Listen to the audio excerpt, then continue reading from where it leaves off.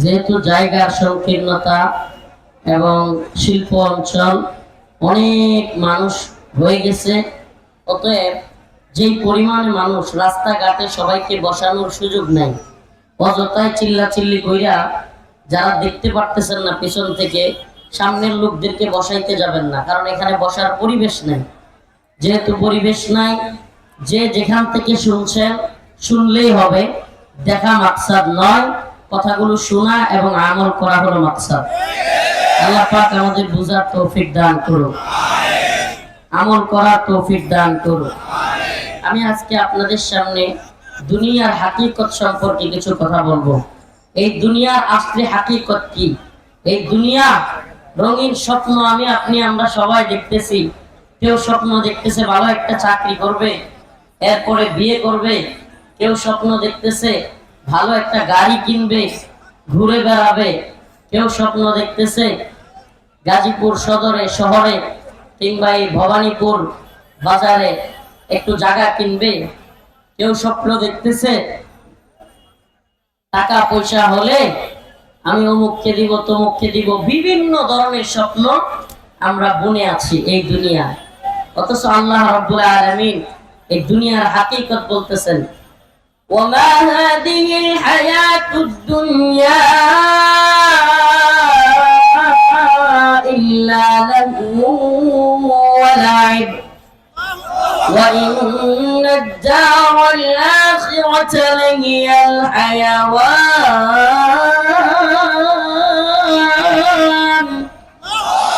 লাউ কানু ইয়ালামুন। আল্লাহ রাব্বুল আলামিন বলেন, ও দুনিয়াবাসী, হাদিহিল হায়াতুদ দুনিয়া, এই যে দুনিয়ার জিন্দেগি, এটা হলো লাহু ওয়া লাইব, খেল তামাশা ছাড়া আর কিছু না। সুবহানাল্লাহ, কি না?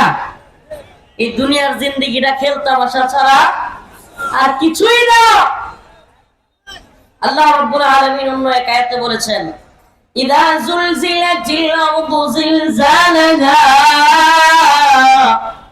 ওয়া আখরাজাতিল আরদু আথকালাহা ওয়া ক্বালাল ইনসানু মা লাহা। আল্লাহ রাব্বুল আলামিন বলেন, যখন আল্লাহর আদেশে পৃথিবীটা কম্পিত হয়ে যাবে, পৃথিবীর এক ঝাঁকুনি মারবে, ইসরাফিল আলাইহিস সালামের এক ফুৎকারে পৃথিবী যখন ঝাঁকুনি দিবে, এই পৃথিবীর সমস্ত ধনভাণ্ডার, স্বর্ণ গহনা, টাকা পয়সা, জহরত, যেগুলোর পিছনে দৌড়াই আমরা, যেগুলোর জন্য এক ভাই আরেক ভাইকে মেরে পর্যন্ত ফেলে, মা সন্তানের বিরুদ্ধে যায়, বাবা ছেলের বিরুদ্ধে যায়, ছেলে বাবার বিরুদ্ধে যায়, ওই সম্পদ সম্পদ বের হয়ে যাবে। এই স্বর্ণ জহরত, মণি মুক্তা, টাকা পয়সা সবকিছু উঠতে থাকবে। এটা আমার কথা নয়, আল্লাহ পাক বলেন। মানুষ তাকায় তাকায় দেখবে আর বলবে, ক্বালাল ইনসান মা লাহা, আই হাই, এগুলোর কি হলো আজকে? এভাবে উঠতেছে কেন? এরা এভাবে উঠতেছে কেন? আই হাই, আফসোস, আমি এই স্বর্ণের জন্য আমার ভাইকে মেরেছিলাম, এই টাকার জন্য আমি বাবার সাথে দ্বন্দ্বে জড়াইছিলাম, এগুলোর জন্য এগুলো করেছিলাম। মানুষ আফসোস করতে থাকবে, কিন্তু সেদিন আর কোনো লাভ হবে না। আফসোস করার যখন সময়, তখন না আফসোস করতে হবে। আরে আমাদের সমাজ কি হচ্ছে? আমাদের এই সকাল থেকে 8টায় অফিসে গেছে, কাজ করে, সেই ময়মনসিংহ, নেত্রকোনা, উত্তরবঙ্গে বাড়ি, কিংবা বিভিন্ন জেলায় বাড়ি, আসছে গাজীপুরে, বাবা মা ভাই বোন সবাইকে ছেড়ে একটু সুখের আশায়, শান্তির আশায়, আনন্দের আশায় গাজীপুরে পাড়ি জমিয়েছে। অথচ শান্তি নামক জিনিসটা কি, সেটা এখনই পাচ্ছে না। শান্তিটা আসলে কি, এটাই সে পাচ্ছে না। সেই সকালবেলায় 8টায় উঠে তড়িঘড়ি করে সে অল্প খায়, আবার সারাদিন ডিউটি করে। 1টার দিকে তাকে একটু বিরতি দেওয়া হয়, গার্মেন্টস সোয়েটার থেকে দৌড়ে আসে। এটা শুধু গার্মেন্টস সোয়েটার না, এই হালক আমাদের দুনিয়াবাসী সবারই কাজ না করলে তো আর খাওয়ান আসে না, আসে? তো এই যে দৌড়াদৌড়ি চলছে, একটার সময় একটু বিরতি পাওয়া যায়, দৌড়ে লাঞ্চ করে এসে আবার দৌড়, ঠিক মতো গোসলের সুযোগ নাই, আবার সেই রাতের 11টা 12টা বেজে যাচ্ছে বাড়িতে যাওয়ার সময়। কি মনে করেন আমরা কি বুঝি না? এই হুজুররা বা মাহফিল কর্তৃপক্ষ বৃহস্পতিবারে কেন মাহফিল করে? বৃহস্পতিবারে মাহফিল না করলে আপনার ঘরে পাওয়াই যাবে না। কে মাহফিল শুনতে আসবে? সময় তো নাই। সকালবেলা আবার ঘুমাইতে হবে, অফিস করতে হবে, সময় কোথায়? এই ব্যস্ততার জিন্দেগি, এক গদ বাঁধা জিন্দেগি চলছে তো চলছেই, এটার কোনো শেষ নাই। গদ বাঁধা জিন্দেগি চলছে তো চলছেই। সকালে অফিসে যাও, রাতের বেলায় আসো। স্বামী স্ত্রীকে সময় দিতে পারতেছে না, স্ত্রী স্বামীকে সময় দিতে পারতেছে না।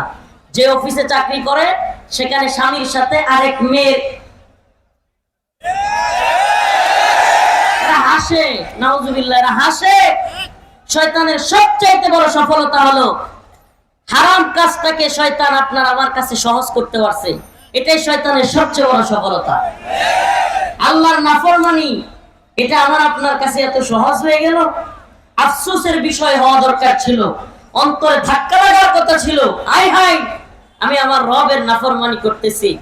এটা গার্মেন্টস সোয়েটার ফ্যাক্টরিতে ব্যাপক আকারে, শুধু গার্মেন্টস সোয়েটার ফ্যাক্টরিতে কেন, যে কোনো অফিস আদালতে যারা চাকরি করে, স্বামী স্ত্রীকে সময় দেয় না, স্ত্রী স্বামীকে সময় দেয় না।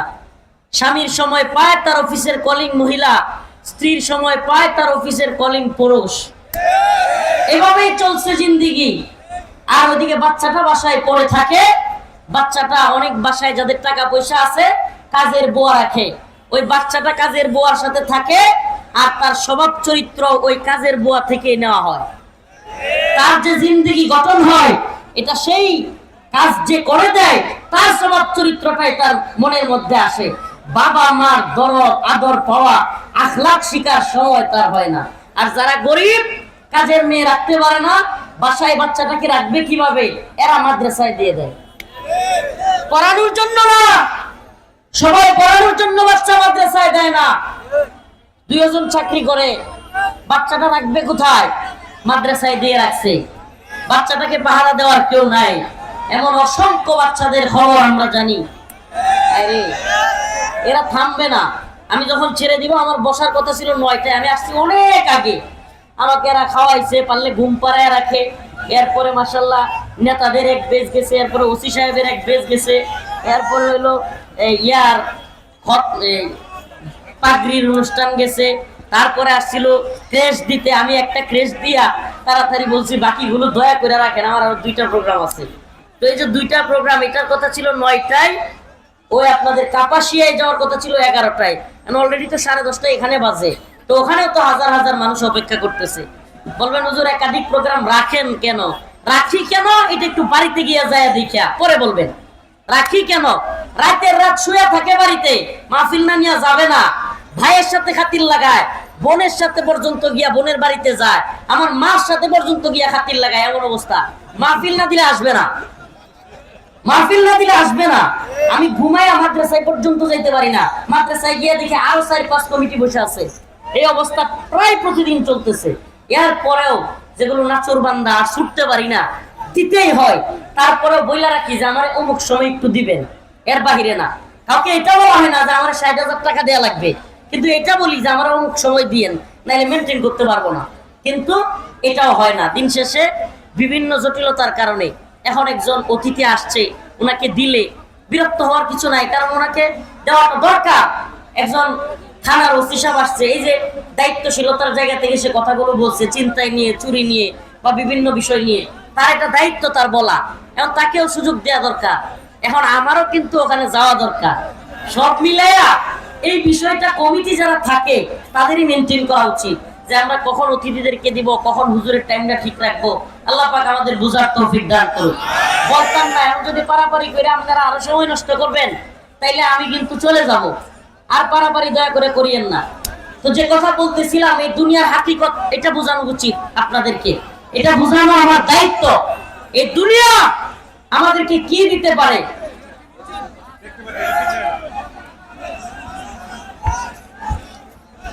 আসলে আমি যখন প্রথমে এই উনার নামে ডাক্তার দেখছি, ডাক্তার, তখনই বুঝছি লোকটার মধ্যে কিছুটা হলেও ইনসাফ আছে। আমি অনেক নেতাদের বয়ান শুনলে আমার রাগ উঠে, এই দল আর ওই দল বয়ান শুনলে মনে হয় যে এরা কিচ্ছু বুঝে না, পরিবেশ পরিস্থিতি বুঝে না। যাই হোক, আলহামদুলিল্লাহ এই বেচারা বুঝে এবং দেখেন নিজের থেকে চেয়ার সরাই দিয়ে যাচ্ছে। আল্লাহ পাক তারা কবুল করুক। এখন বিষয়টা হচ্ছে, যেটা হলো বিষয়, আপনাদেরকে আজকে দুনিয়ার হাকিকত বোঝানোর চেষ্টা করব। দুনিয়ার হাকিকত এরা দেখতে পারতেছে না তো চিল্লাচিল্লি শুরু করছে আস্তে আস্তে। এই আর চিল্লায় না দয়া করে, আমি দাঁড়ায় যাব, দাঁড়ায় যাব। এরা বলতেছে দাঁড়ায় যেতে, দাঁড়ায় যাব। আচ্ছা আচ্ছা, তাইলে আর চিল্লাচিল্লি করেন না, অল্প সময় কথা বলি। তো যে কথা বলতেছিলাম, ওই যে গট বাঁধা জিন্দেগি, সকাল বেলায় ঘুম থেকে উঠে অফিসে দৌড়, আবার সেই রাতের বেলা ফিরেছেন, সময় সুযোগ সন্তানটাকে সময় দিতে পারতেছেন না, স্ত্রীকে সময় দিতে পারতেছেন না, অথচ চলছে। কার জন্য করতেছি ভাই? ওই সন্তানের জন্য, ঠিক কি ঠিক না? ওই স্ত্রীর জন্যই তো। দিন শেষে ওই স্ত্রী, ওই সন্তান, ওই বোন কিংবা একেবারে নিকট আত্মীয়দের থেকে আপনি আমি কষ্ট পাই। সত্যি বলেন, পাই কি পাই না? তাদের জন্য এত শ্রম, এত গাম, এত কষ্ট, নিজের স্বাদ আল্লাহ সব কিছুকে ত্যাগ করেন, দিন শেষে তাদের থেকেই কষ্ট পাওয়া যায় কি যায় না? তাদের থেকেই চূড়ান্ত পর্যায়ে কষ্ট আসে। তো আমরা কাদের জন্য করতেছি? এই দুনিয়ায় কাউকে খুশি করতে পারবেন না আপনি। চ্যালেঞ্জ করলাম, লিখে রাখেন। এই বয়ানগুলো আমি করি না, কিন্তু আজকে নিজেরও কিছু কষ্ট আছে, এই জন্য আপনাদের কাছে বয়ানগুলো, আলোচনাগুলো করতেছি। আল্লাহ নিজে বলতেছেন, ওয়ামা হাযিহিল হায়াতুদ দুনিয়া ইল্লা লাহউন ওয়া লাইব ওয়া ইন্নাদ দারাল আখিরাতা লাহিয়াল হায়াওয়ান লাউ কানু ইয়ালামুন। ও দুনিয়ার মানুষ, এই দুনিয়ার জিন্দেগি হলো তোমার আমার জন্য খেল তামাশা। কি খেল তামাশা? রঙিন স্বপ্ন দেখা বাদ দাও।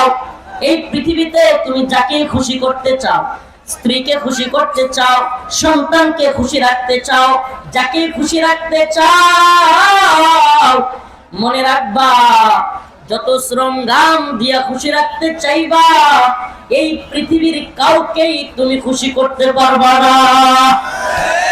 লিখে রাখেন কথাগুলো।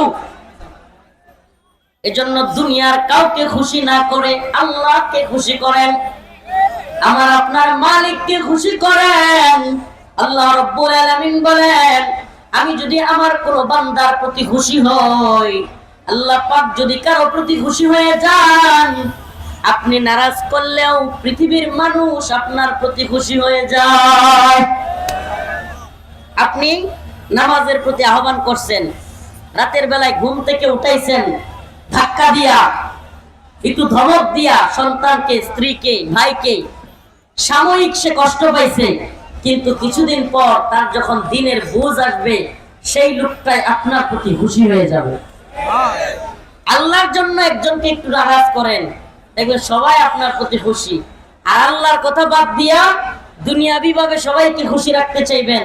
এই যে নেতা কিংবা এই যে এখানে যারাই আছে, ওসি সাহেব বলেন, নেতা বলেন, আমি বক্তা সাহেব বলেন, আপনি বিভিন্ন চাকরিজীবী বলেন, আমরা সবাই আমাদের পরিবারকে সুখে রাখতে চাই, পরিবার পরিজনকে সুখে স্বাচ্ছন্দ্যে রাখতে চাই। আমাদের ছেলে মেয়ে ভাই বোন যেভাবে ভালো থাকে, স্ত্রী সবাই যেন ভালো থাকে, আমরা সেটা চাই। বুকে হাত দিয়ে বলতে পারবেন এরা কখনো আমাদের প্রতি কি চূড়ান্ত খুশি হয়েছে? আরে আল্লাহ বলছে, বনি আদমের রাসূল বলেছে, বনি আদমের শরীরে, বনি আদমের মুখে কালো মাটি লাগার আগ পর্যন্ত বনি আদম সুখী হবে না। মানে বনি আদমের আশা শেষ হবে ওই কালো মাটি, মানে হলো কবরের মাটি। কোন মাটি? কবরের মাটি মুখে লাগার আগ পর্যন্ত বনি আদমের আশা শেষ হবে। এজন্য আমরা দুনিয়ায় কাউকে সুখে রাখতে পারবো না, কাউকে খুশি করতে পারবো না। তাহলে আমি কি করব? আমি এই চিন্তা করব, এই দুনিয়ার কারো কাছে আমার কোনো আশা নাই, আমি কেন সন্তানের জন্য করি? আল্লাহ পাক আমাকে হক দিয়েছেন, তাই আমি তার হক আদায় করি। আমার ভাইয়ের জন্য আমি কেন করি? আমার ভাইয়ের হক আছে আমার উপর, আমি সেটা আদায় করি। আমার বোনের জন্য আমি কেন করি? আমার বোনের হক রয়েছে, আমি সেজন্য সেটা আদায় করি। এভাবে আমরা হকগুলো আদায় করব কার রাজি খুশির জন্য? আল্লাহ রাজি খুশি করার জন্য। পৃথিবীতে বোনের কাছ থেকে, ভাইয়ের কাছ থেকে, ছেলের কাছ থেকে, মেয়ের কাছ থেকে, কারো কাছ থেকে কোন ধরনের আশা করবেন না। তাদের জন্য করবেন আল্লাহকে রাজি খুশি করার জন্য। জীবনে কোনোদিন কষ্ট পাবেন না। আর যদি তাদের থেকে আশা করার জন্য তাদের কিছু করেন, তাদের কাছে আশা করেন, তাদের কাছে কিছু চান, কিছু পাওয়ার আশায় তাদেরকে লালন পালন করেন, টাকা পয়সা দেন, দিন শেষে তাদের থেকে এমন কষ্ট পাবেন যে কষ্টের কারণে অন্তর চূর্ণ বিচূর্ণ হয়ে যাবে, হতাশায় নিমজ্জিত হবেন। দুনিয়াবি হাইসিয়তে পারিবারিক কষ্ট, সামাজিক কষ্ট, সবকিছু বিষাদ মনে হবে, কিচ্ছু ভালো লাগবে না। মনে হবে আয় হায় কাদের জন্য করলাম, এই চিন্তাই করবেন না। মনে করবেন আমি আমার রবের জন্য করেছি। আরে আমার মালিক, আপনার মালিক বলেছেন যদি এই দুনিয়া তুচ্ছ পরিমাণ মূল্য আমার কাছে থাকতো, দুনিয়াতে কোনো কাফেরকে, কোনো মুশরিককে আমি এক তিল পরিমাণ রিজিকও খাওয়াইতাম না। সুবহানাল্লাহ কন্যা। আল্লাহ পাক বলছেন যে দুনিয়ার যদি মূল্য ন্যূনতম আমার কাছে থাকতো, ন্যূনতম, তাইলে আমি দুনিয়ায় কোনো কাফের মুশরিকরে একটু রিজিকও খাওয়াইতাম না। আমার এই দুনিয়ার কিছু মূল্য নাই। রাসূলুল্লাহ সাল্লাল্লাহু আলাইহি ওয়াসাল্লাম এক হাদিসের মধ্যে বলেছেন এই দুনিয়ার মূল্য আল্লাহর কাছে একটা মশা মাছির দানার পরিমাণও না। অথচ এই দুনিয়ার পিছনে, চাকরির পিছনে, বাড়ির পিছনে, গাড়ির পিছনে আমরা ছুটতেছি তো ছুটতেছি। ও গার্মেন্টস সোয়েটার ফ্যাক্টরিতে চাকরি করনেওয়ালা ভাই, আপনাদেরকে বলে যাই, কোটিপতি হয়ে আপনাকে দেখতে হবে না যে কোটিপতিরা কেমন সুখে আছে, বরং ওই কোটিপতিদের দিকে একটু তাকায়া দেখেন, পারিবারিক খোঁজ খবর নেন, দেখবেন স্ত্রী তার কথা শুনে না, ছেলে মেয়ে তার কথা শুনে না, বাড়িতে তার শান্তি নাই, তার মনের মধ্যে খালি পেরেশানি, অর্থনৈতিক পেরেশানি, বিভিন্ন পেরেশানি, তাকে ঋণগ্রস্ত হওয়ার পেরেশানি, অনেক কিছুর পেরেশানি তাকে কুরে কুরে খাচ্ছে। আপনি তো মনে করতেছেন অমুক বাড়িওয়ালা কতই না সুখী, কত বড় গাড়ি দিয়ে, এসি গাড়ি দিয়ে চলে, কতই না সুখী। অথচ অন্তরের সুখ এটা আল্লাহর দান। লক্ষ টাকা দিয়ে খাট কিনতে পারবেন, ঘুম কিনতে পারবেন না। কোটি টাকা দিয়ে বাড়ি করতে পারবেন, কিন্তু শান্তি কিনতে পারবেন না। ডাক্তার কিনতে পারবেন, অনেকগুলো ডাক্তার বাড়িতে বসায় রাখতে পারবেন, কিন্তু সুস্থতা কিনতে পারবেন না। কথা কি বুঝতেছেন? এই মাইকের যে আওয়াজ আর যেই পরিমাণ মানুষ, এটা দিয়ে কিচ্ছু হয় না, গলার থেকে কথা নিচ্ছে না, তারপরেও জোর করে বলার চেষ্টা করতেছি। যেই কারণে কণ্ঠ দিতে পারতেছি না, কারণ হলো আমার গলা বসে যাবে। তবুও আসলে আমাদের জজবা দেখানো মাকসাদ না, কিংবা সুর দেওয়া মাকসাদ না। আমাদের মাকসাদ হলো জাতিকে বোঝানো, এই দুনিয়ার খায়াসাতের জিন্দেগি থেকে আখিরাতের কথা স্মরণ করে দেওয়া। রাসূল বলেছেন আকসিরু যিকরা হাদিমিল লাযযাতি আল মাউত, তোমরা বেশি বেশি করে ওই মৃত্যুকে স্মরণ করো যেটা তোমাদের এই দুনিয়ার মজা, স্বাদ সবকিছুকে ধ্বংস করে দেবে। মৃত্যুকে যারা বেশি বেশি স্মরণ করে, এই দুনিয়ার হায়াতের জিন্দেগি তাদের কাছে একেবারে ক্ষণস্থায়ী মনে হয়। আল্লাহ বলেছেন ওমা হাদিহিল হায়াতুদ দুনিয়া ইল্লা লাহু ওয়া লাইব, এই দুনিয়ার জিন্দেগি খেলতামাশা ছাড়া কিছুই নয়। ওয়া ইন্নাদ দাওয়াল আখিরাতা লাহিয়াল হায়াওয়ান লাউ কানু ইয়ালামুন। আল্লাহ রাব্বুল আলামিন বলেন এই দুনিয়ার জিন্দেগি খেলতামাশা, আর আখিরাতের জিন্দেগি হলো উত্তম, চিরস্থায়ী, যে জিন্দেগির কোনো শেষ নাই, যে জিন্দেগিতে যে যাবে আর কোনো হতাশা নাই, যে ব্যক্তি জান্নাতি হবে তার কোনো পেরেশানি নাই, চিন্তা নাই, হতাশা নাই, তার আবার কোনো ধরনের টেনশনে পড়ার সুযোগও নাই।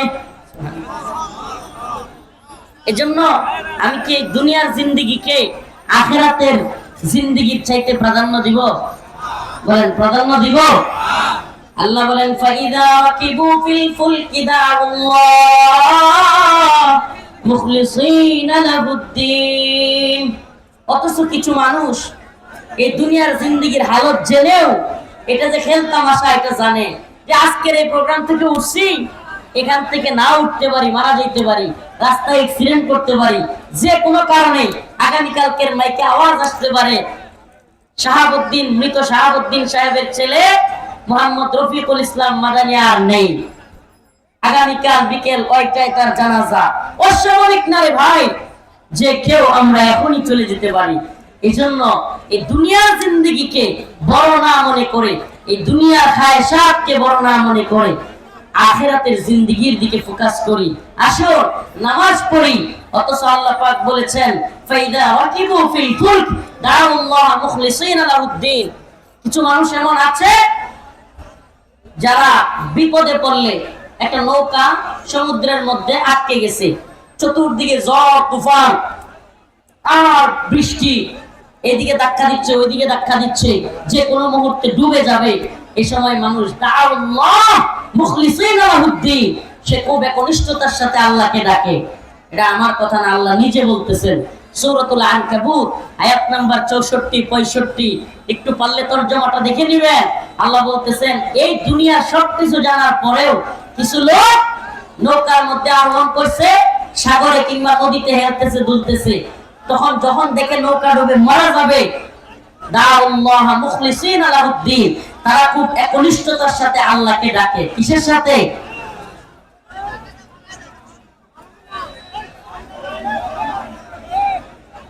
এদেরকে একটা একটা করে মাইক দেন, এদের প্রত্যেকের কাছে একটা একটা করে মাইক দেন।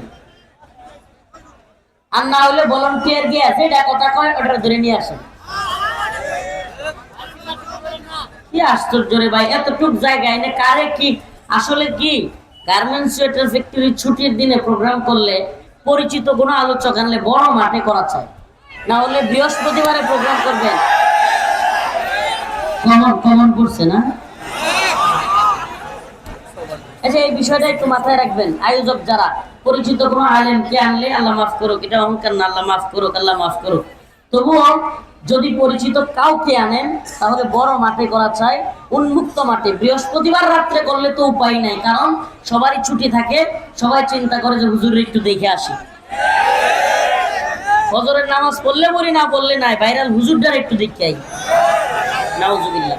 এই ভাইরালিজম ধ্বংস হোক, এই তথাকথিত সেলিব্রিটিজম ধ্বংস হোক, আল্লাহ আমাদেরকে মাফ করুক। এই ভাইরালিজমের কারণে আল্লাহ পাক আমাদেরকে রিয়া এবং অহংকার মুক্ত করুক।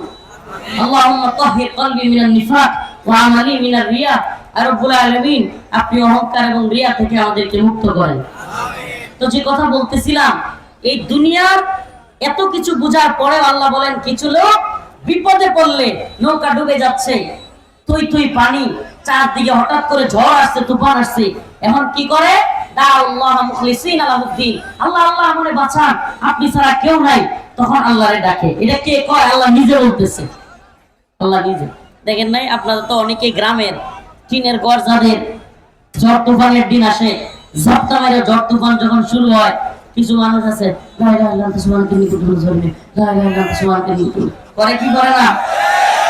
অথচ যখনই ওই ঝড় তুফান থেমে যায় সিগারেট একটা ধরায় টান দেয়। ঠিক কি ঠিক না?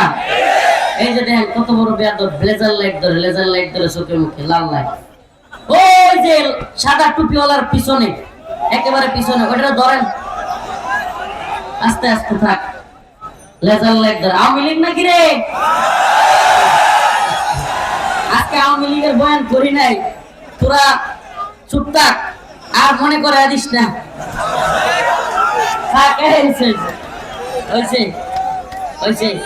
এদের কোনো অনুশোচনা নাই, এরা এতগুলো ছাত্ররে মারছে, এতগুলো আলেমকে জেলে নিছে, রিমান্ডে নিছে, এদেশের মানুষকে গুলি করে নির্যাতন করে যা তা করছে, মাদ্রাসার ছাত্র, স্কুলের ছাত্র, এদেরকে গুলি করে হত্যা করেছে। ওই দিন এক আওয়ামী লীগটারে ধরছি, কথা কইছি, কয় না এটা আমাদের নেত্রী বা আওয়ামী লীগ করে নাই, এগুলো করছে হইলো ভিন্ন কেউ, গোয়েন্দা সংস্থার লোক, আমেরিকার, যাতে করে হাসিনার পতন ঘটানো যায় দ্রুত।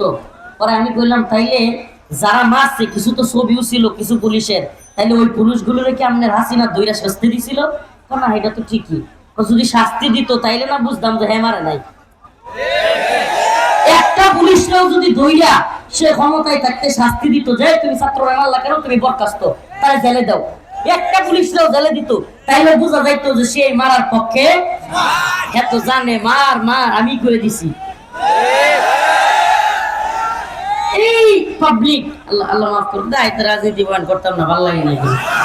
আখিরাতের বয়ান করে শুনেন, এইগুলি ভালো লাগে না ভাই। আখিরাতের বয়ান করি, দুনিয়া এই তথাকথিত রাজনীতি এগুলো যেই না তারা করে, বিশ্বাস করবেন কিনা, এরা সামনে এক অভিনয়ের জিন্দিগি লালন করে।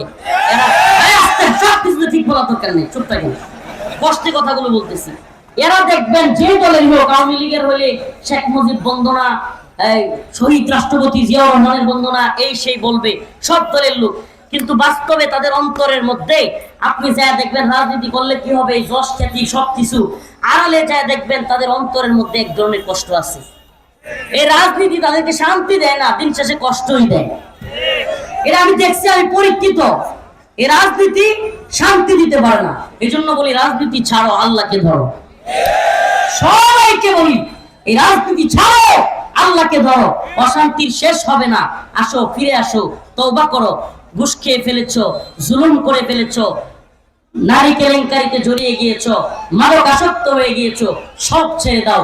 ফাফিরু ইলাল্লাহ, আল্লাহর দিকে ফিরে আসো, আমার আপনার মালিকের কাছে ফিরে আসো। অনেক বেশি আনন্দ হবে, অনেক বেশি অন্তরটা প্রশান্ত থাকবে। আল্লাহ পাক আমাদের বুঝার তৌফিক দান করুক। আর জোরে বলেন আমিন। আমারে মাফ করে দিবেন, আমার আসলে সুযোগ নাই হুজুর, মানে আমি ইচ্ছা করলেও আর কথা বলতে পারবো না, তাইলে ওই দুইটা প্রোগ্রাম বাতিল করে দিতে হবে। আমার অনেক দীর্ঘ সময় এসে অপেক্ষা করছি, তো আপনারা, আমি আসছি ইনশাল্লাহ, নেক্সট টাইমও ভবানীপুর আসবো, দোয়া করবেন। যে কয়েকটা কথা বললাম শুধু, আল্লাহ বলছেন ফাইদা রাকিবু ফিল ফুলক দাউল্লাহ মুখলিসিনা লাহুদ্দিন, বিপদে পড়লে আল্লাহ আল্লাহ করে, কিন্তু যেই বিপদ কেটে যায় ফালাম্মা নাজ্জাহুম মিনাল বার ইযা হুম ইউশরিকুন, তখনই বিপদ গেলে গায় আল্লাহর নাফরমানি শুরু করে দেয়। আমরা কি আল্লাহর নাফরমানিদের অন্তর্ভুক্ত হব? দুনিয়ায় খায়েশাতের জিন্দেগি তৈরি করব? এই কথাগুলো যদি কারো বুঝে না আসে, আর নসিহত দিয়ে লাভ নাই। সন্তান থেকে আপনি কষ্ট পাবেন, ভাই থেকে কষ্ট পাবেন, দুনিয়ায় কাউরে খুশি করার দরকার নাই। মানলাহুল মাওলা ফালাহুল কুল, আরে মাওলা যদি আপনার আমার হয়ে যায়, পৃথিবীর কেউ আমার আপনার লাগবে না। আর যদি মালিককে না পান, পৃথিবীর টাকা পয়সা যশ খ্যাতি সবকিছু পাইলেন, আপনি কিছুই পান নাই, মালিককে পান নাই। এই জন্য আমরা কাকে পাওয়ার চেষ্টা করব? আজকের ওয়াজ থেকে নসিহত কি, এই গদবাদা জিন্দেগি বাদ দেন, ফজরের নামাজে আপনার আমার মালিককে সিজদা দেন।